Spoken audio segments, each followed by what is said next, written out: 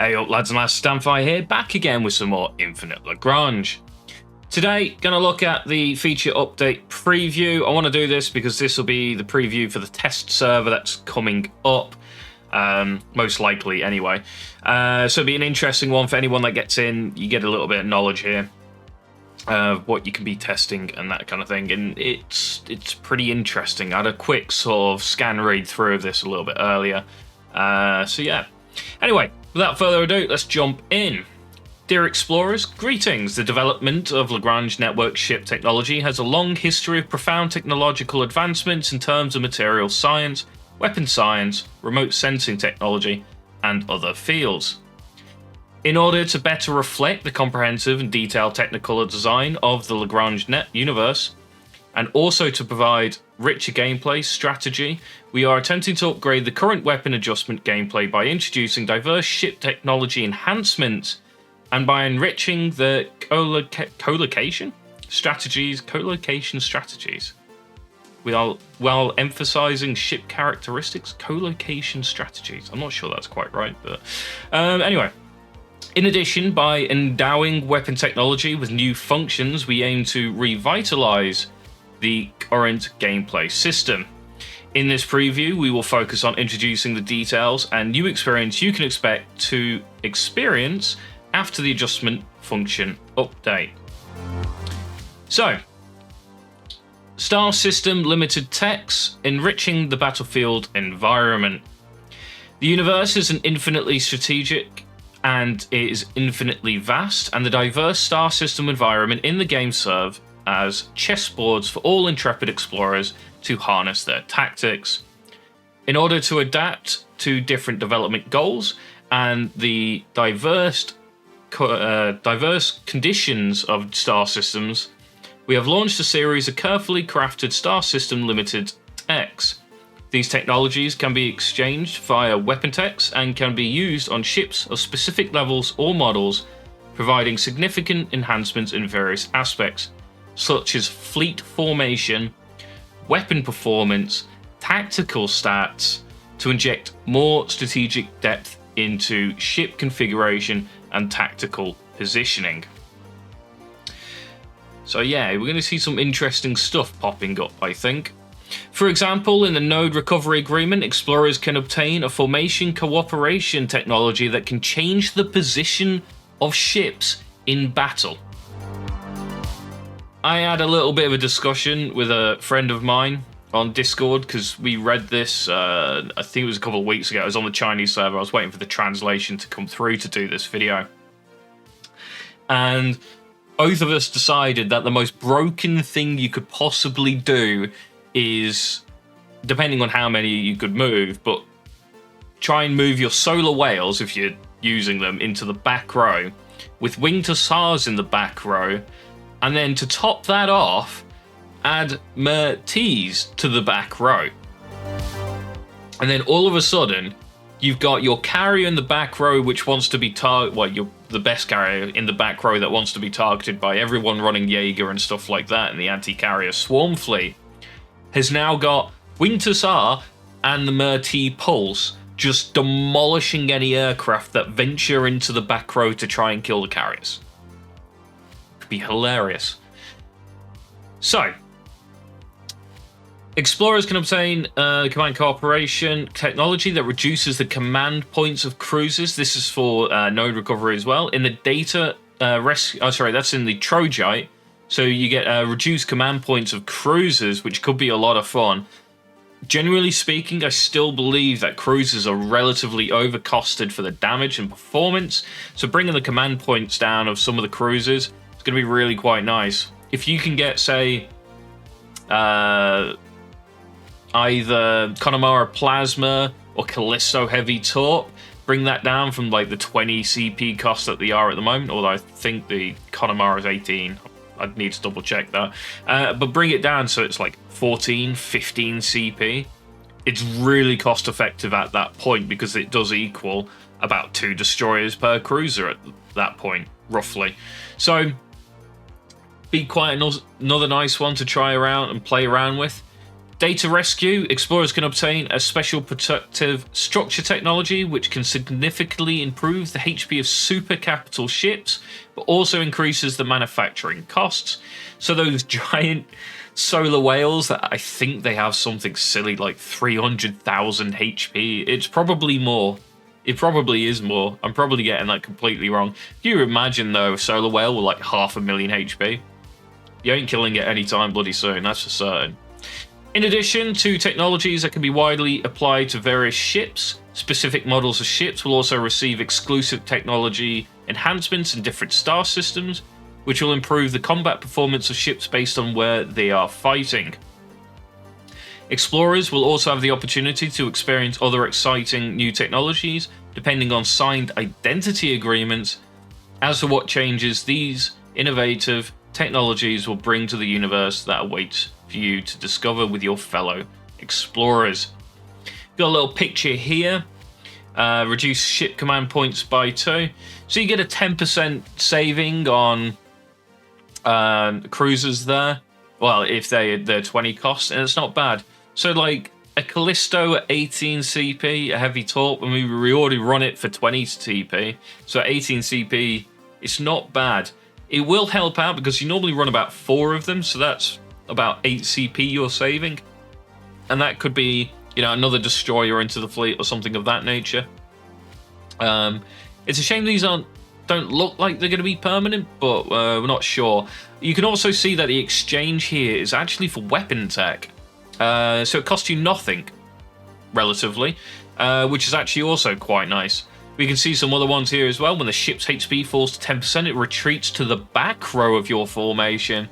This effect only triggers once per battle. This applies only to the Guardian Support Destroyer, which is a mid-row ship anyway. And it can now retreat to the back row, which will break lock on and stuff like that. Sit it in the back row. Actually quite nice. Because then you've got the mid-row tanking for indirect fire as well. So the chance of you losing them is going to be pretty low. Also, the Guardian Support Destroyer is actually pretty good of the healers. We also have increased all torp damage by 50% and their cooldowns by 30% for the Reliat. Because it needs 50% more damage and 30% cooldown. Oh my god, no, it doesn't.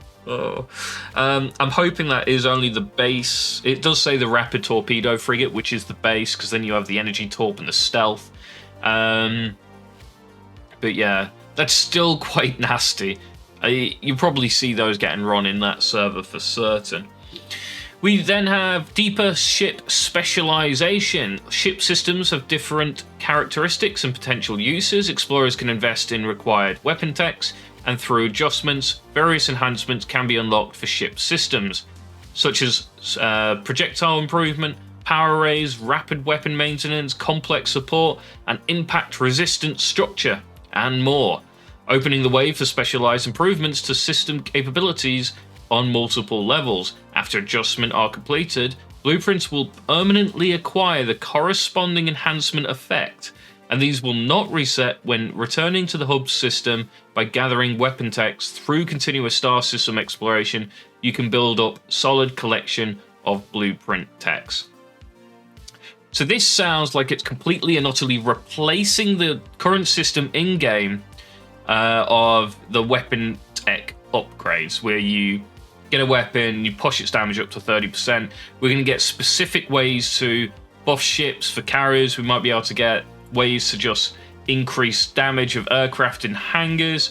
For probably for normal ships, you can get a 30% damage bonus on them. So it's going to be really interesting. They're also permanent, which makes a lot more sense to me.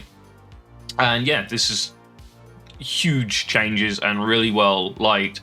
I remember a long time ago when everyone thought the Xeno was really bad because you could never buff its damage by 30% like you could every other ship in the game. Potentially here we might be able to even do something with like the Xeno now, so you can buff its damage of its UAVs up and that kind of stuff. So it's going to be definitely quite fun. We then have diversified... sorry, I was looking at this picture with the Solar Whale, then the armed tactical carrier, with it showing off the Corvette hangar, where you can see there's 2 locked upgrades on it. They look like hit rate buffs. If that's the case, the Solar Whale becomes even stronger because more hit rate on it's going to be amazing. Anyway, so diversified adjustment effects, customized upgrade paths. The gravitational, radiation, and thermal conditions of different star systems pose challenges to specialized ship systems.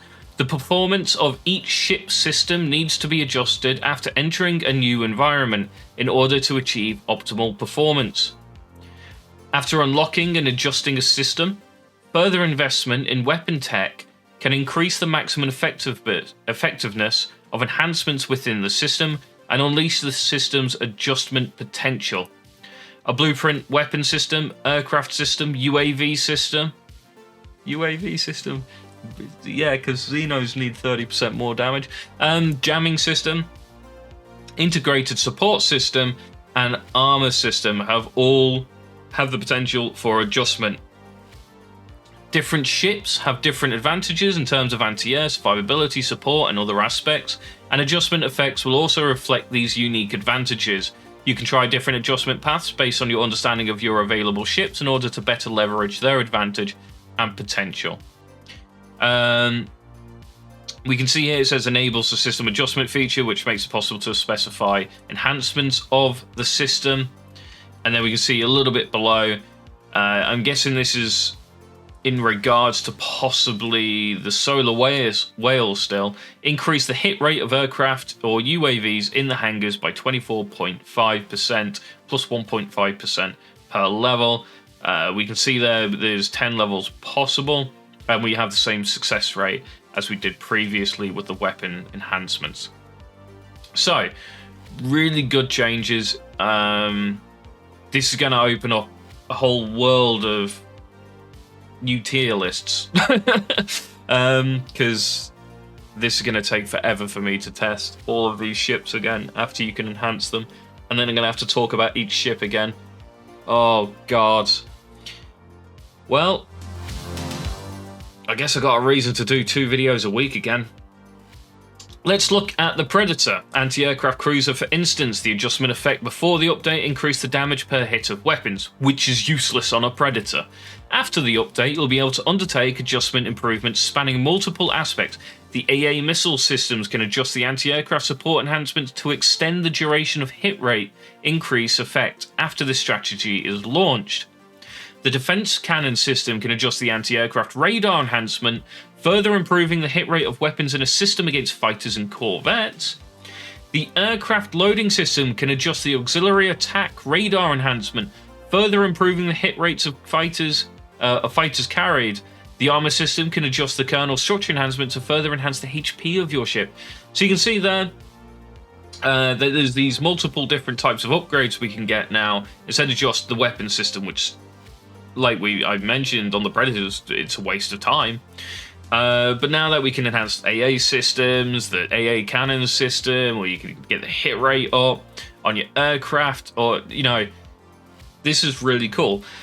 I hope to God that you can't do multiple of these paths. I really like it that if you go down one route, it's specialized down that route. Yes, you can reset and go into something else, but it locks out the other enhancement systems. Which would be really, really cool. Because then you can have like really hyper-specialized ships specific for design. It'll be really nice way to like introduce sort of a more balanced, well, potentially more balanced way of fleet design and that sort of stuff. Obviously, we're getting big carrier buffs here, but we haven't seen what could be buffed on the AA ships. If you can further buff the Wing to SARS AA, and bear in mind, that's still doing half of my AA damage against a swarm fleet. If that's now doing like 75% of my AA damage, I can pull some of my other aircraft out of that fleet, and I can add in more like hyper hardcore ship damage in Callisto heavy torps or something of that nature, and that will completely change up the meta entirely.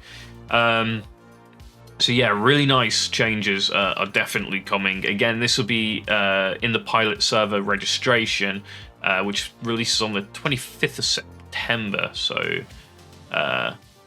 wait, what's the date today? Next month, right?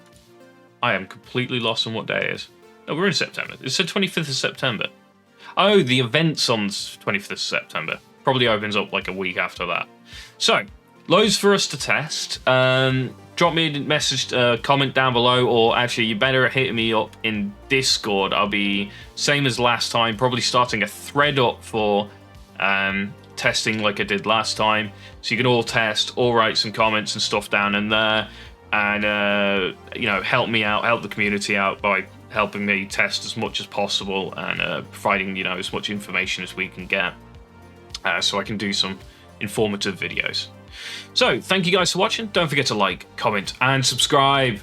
And I'll catch you next time.